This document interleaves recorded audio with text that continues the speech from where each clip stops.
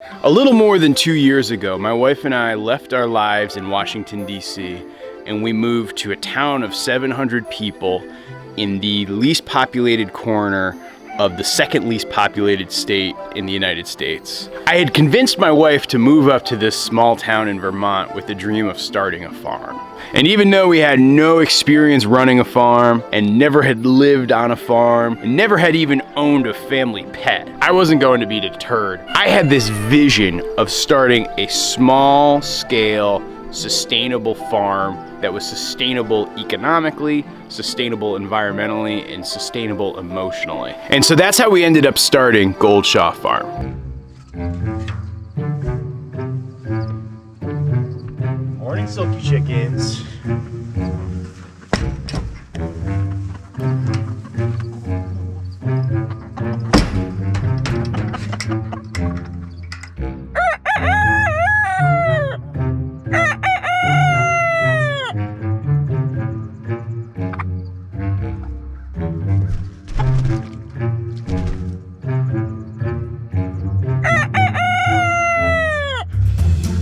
How's it going, buddy boy? Did you have a good night? Did you? Did you?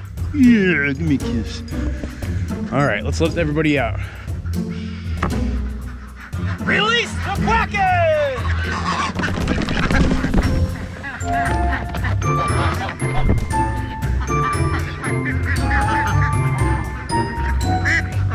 Hey, Parks and Recreation gang. How's it going? How's it going, Ron Swanson? Huh? Toby, did you bring this egg out here? I think you did. My guard dog Toby is constantly finding eggs that the ducks leave somewhere in the pasture and leaving them out here.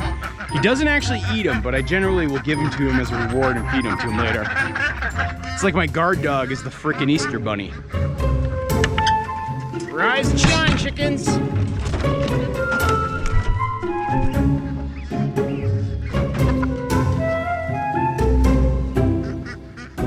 Hey, Carmen, how's it going? Oh, you're not gonna let me pet you?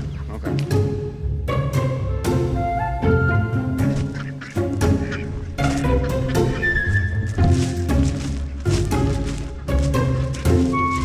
I had always been a really career-driven and ambitious person. But by the time I got into my early 30s, I was starting to realize that the dreams that I was chasing and the career path that I was on was kind of hollow and not personally fulfilling. And even though we were city dwellers, having lived in places like Boston and New Orleans and New York and Washington, D.C., we always had harbored this like far-off dream of when we got older, someday we would move off to the country and have like a little hobby farm or something. But as we grew more and more alienated with our lives in Washington, D.C., we started to realize that that dream of a farm and a dream of country life wasn't nearly as far off as we might have initially thought. And so we started to take some really proactive actions to make that dream a reality. Step one, we started saving a crazy bunch of money, all in the name of trying to create a sizable nest egg that we could use to purchase a farm. And after years of saving and years of browsing and looking at properties, we finally stumbled on this place, which had been sitting on the market and vacant for roughly 6 years. Because we had been such diligent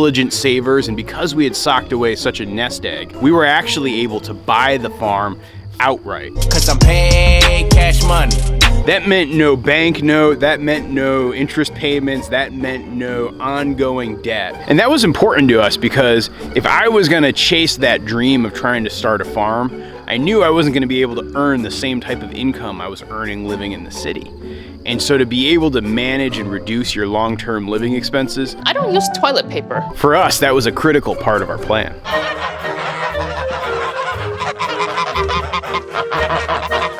Good day to you all. Release the geese!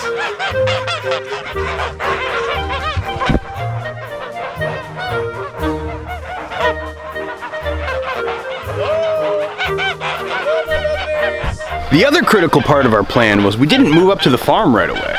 We spent about 2 years shuffling back and forth between Washington, D.C. and the farm. Within those 2 years, we did a lot of renovations to our house because it really needed it. Allison also made the decision to go back to school to become a nurse practitioner. Hello, nurse. She had a background in nursing and she was working in public health at the time.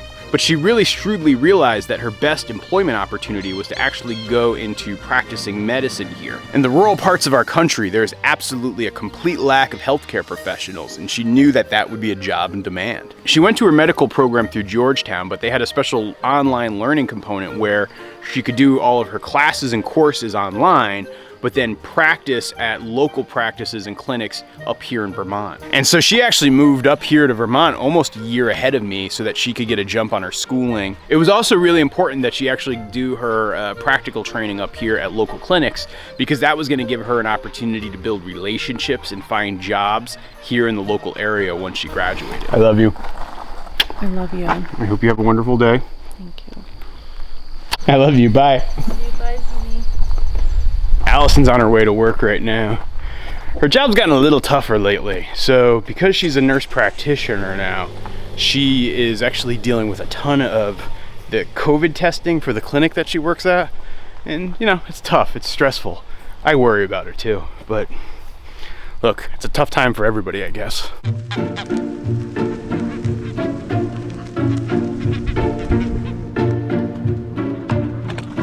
When Allison moved up to the farm full-time, we sold our house at nearly the exact same time. I still had to live and work in Washington, D.C., but there was no need to have the overhead and expense of the house that we were living in at the time. And so that further reduced our expenses, it increased our savings rate, and it also gave us a really nice nest egg for the future. For roughly another 10 months, Allison lived up here at the farm. I spent my time in Washington, D.C., but came up to the farm practically every other weekend, driving up in my little Volkswagen. The long distance thing was tough for us, but we got through it. And by the end of that 10-month period, I was actually able to find a job up here in Vermont that was not too far from the farm. And once all those stars aligned, that meant I could quit my job, pack up all my things, and say goodbye to Washington, D.C., because I was coming right here to start the farm.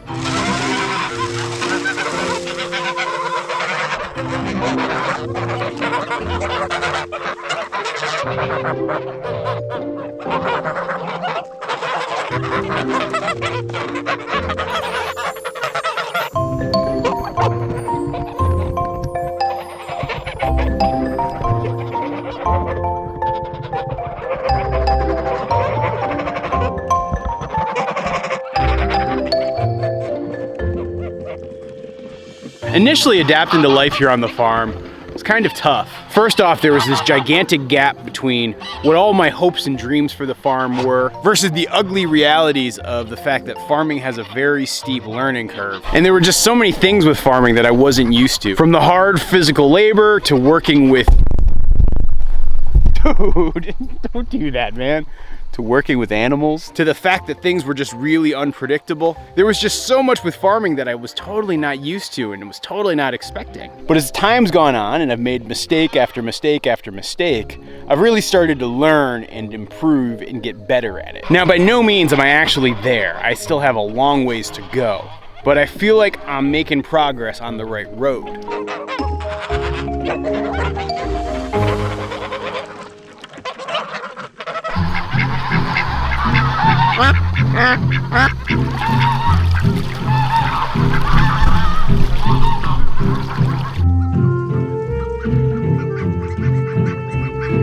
These little scaredy cat ducklings are the last batch of ducks that I'm gonna hatch this year. We probably haven't hatched as much as I've hoped, but it's been a good learning experience again this year. We've actually already sold 2 of the ducklings to people. I've got 2 more that 2 people have put deposits on. Selling the birds is part of the business model here. I often get asked about what's our business model on the farm, and it really amounts to a few things.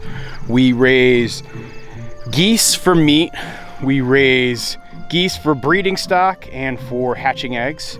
We raise ducks for eggs, eating eggs that is, as well as hatching eggs, breeding stock, and meat as well. The meat isn't a really big focus with the ducks. It's really a byproduct of how you have to raise ducks, where when we hatch out birds, we often have a 50-50-ish mix of drakes and females. The females go into our laying flock, the drakes go into our freezer. Being comfortable with ethically raising meat has been one of the biggest challenges for adapting to life on the farm. So often people will say that they can eat meat, but they're not willing to like see the meat raised or have a hand in the killing of that meat. But for me, I think that that's actually an important part of ethical meat consumption, that you focus on treating your animals right, raising them the right way, and when it becomes their time to go, you send them off with dignity and respect. Now, some people have asked, with the number of birds that we have, how can we possibly create a sustainable living for ourselves? And we don't. What? You know, I still have a day job that I work that brings in income from off the farm. Allison still has a job. And to be honest, if you think about how much money you'd need to live in a given year and how much income you need to generate, trying to chase that number while you're a beginning farmer and you're learning and making all those mistakes seems like such a mistake to me. According to the U.S. Department of Agriculture, nearly 60% have to hold down a second job. I'd much rather work at the small scale that we're working at right now and make mistakes and learn lessons and do it all at a small scale, and then ultimately find a model where we're profitable and then scale that model up. That to me makes way more sense than trying to go all in right out of the gate. You know, like I said, my ultimate goal, my ultimate reason why is I want to find a model for sustainable farming. And a lot of what we're doing here at Goldshaw Farm is all about exploring and figuring out what that model looks like. You know, last year, which was our second year of farming, we turned a tiny profit. This year, which will be at the end of our third year of farming, we're going to turn an even larger profit. Next year, my ambitions are to get even bigger. I mean, we have some big projects going on right now. As I've talked about in previous videos, right? We are in the process of actually fencing in a large portion of our pasture. The plan is that we're going to build this habitat for raising ducks and geese. That fencing, plus all the additional laying birds that we have on our farm right now, is ultimately going to give us the scale that we need to, I think, be profitable on the long term. We also have plans to add a few more animals to the mix, but I didn't want to add those animals in until I felt ready and felt like I knew what I was doing. Another question I get a lot from people is, why did we start the YouTube channel? Well, as a lot of the longtime viewers know, I started the YouTube channel right before I made the jump and moved up here full time. And I did that because I wanted to try to document the process of starting this farm and the lessons that I learned, and try to actually build a brand for the farm so that the people who watch our videos would ultimately want to buy our farm products. One unintended side effect of that marketing strategy, though, was that we grew much bigger than I ever imagined. Check it out, little barn cat. I think I know what this is. Wow, that's so cool. What do you think, Lil? Are you impressed? What do you think about it, Pablo?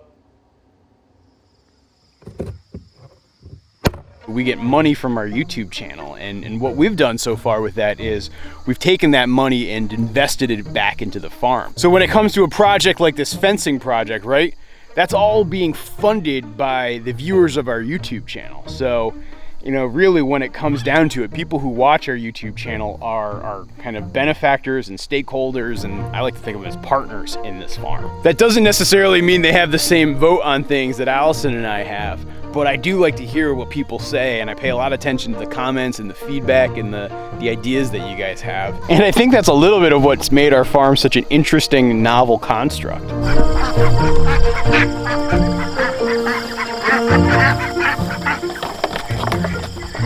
Scaredy cat ducklings, come on, don't be scared of me. I tell you, it's always an adventure wrestling up these scaredy cat ducklings. This drake is actually one of the birds I'm going to be selling tomorrow. His name, he actually doesn't have a name. I don't name the baby birds like that. If you ever name an animal that you know you're one day gonna have to butcher, it's a really tough thing to do. But yeah, this guy, and I can tell that he's a drake for a couple of reasons. Notice he's not really quacking, it's more of like a rasp. That's the easiest way with khaki Campbells to tell if they're male or female as they're getting older. Now that he's about 6 weeks old, it's pretty easy to tell too. You can see the color of his head is darker than the color of his body. And then the other interesting thing is you can actually see this yellow, or sort of, I guess I should say now it's white, this little white stripe on his neck. One of my breeding drakes is a drake by the name of Yellowneck. I named him that when he was a duckling because he had this little yellow stripe. This guy had the exact same stripe, and so my theory is that this is like a genetic thing, right? Where, you know, that trait and that marking is passed down. He looks almost identical to Yellowneck, and I'm gonna be passing him on to some other folks who are raising ducks at their house. And so It's a good little home for this guy. But unfortunately, this will probably be the last time you ever see this little scared duckling because he's going to a nice home. You're gonna like it so much, trust me, man. You're gonna have such a good time. They've already got 2 other hens. I'm sending another hen with them. It's gonna be all good. I know you're gonna be a little sad. I know you're gonna miss the rest of your flock, but trust me, bro, it's gonna be okay.